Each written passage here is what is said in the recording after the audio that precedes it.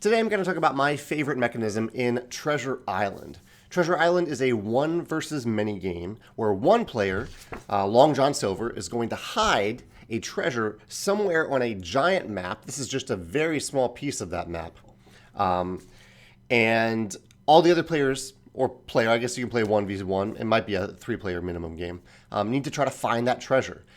And they have a certain amount of time to do so. They have 17 days to kind of interrogate Long John Silver, get information out of him. And if they haven't found at that point, Long John Silver escapes from prison and he tries to get the treasure himself. I played this at Geekway Mini a few weeks ago and had a blast with it. It's one of just a wonderful thematic, memorable experience. It reminds me kind of my play of last Friday a couple Geekways ago. Except one of the unique twists in this game is that players get to write on the board. They're writing all over things, really. I had a little play mat of my own that I was writing on to keep track of my clues. I was writing on the board itself. And it's competitive. I am competing against the other players to find the treasure, in addition to competing against Long John Silver. I have two mechanisms I want to talk about in brief here, and one is really just a favorite thing about the game, and that is really that Long John Silver, at the beginning of the game, can hide the treasure anywhere. There are a few small restrictions, like he can't hide it right on the border of two things, because that could lead to some confusing answers when he's asked questions by the other players. But really, there's a giant board, and if you look at it up close, there are a lot of little details on this board, and Long John Silver can literally put that treasure chest anywhere. It's like he's actually going to the island and burying the chest himself. I really like that it isn't restricted to like certain coordinates or certain numbers or certain places or like a random card that is drawn. It really gives Long John Silver ownership over where he buries that treasure, which I think is brilliant. The mechanism of the game that I really enjoyed is the time track itself.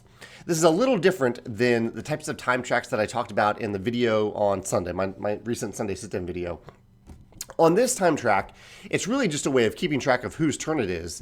And players, unlike the other time tracks that I was talking about, players can't jump ahead on the track to choose a more valuable action. Basically, the idea is you can see here that it's green players' turns. The green player is here. Since they're the furthest back on the track, they're going to take their token, they're going to leapfrog over everybody and put their token down here. And then Long John Silver will do something related to what's shown there, so he gets to draw a special card here. And then the green player will take their turn. And then so on. And so really each player doesn't get that many turns in the game, which I thought would be annoying, but really it was really nice because you're still engaged in all the other players' turns. You're learning information constantly throughout the game, and you're using that information paired with what private information you have to try to find the treasure chest.